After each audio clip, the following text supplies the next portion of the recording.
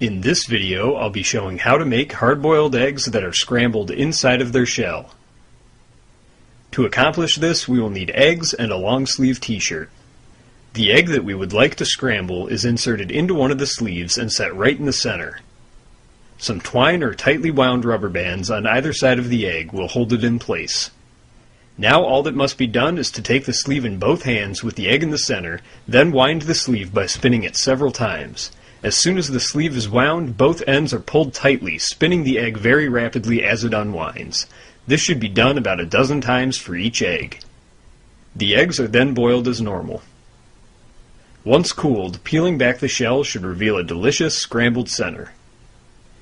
Be sure to leave me some feedback in the comments section below, and subscribe to be informed when I post new videos. Thanks for watching.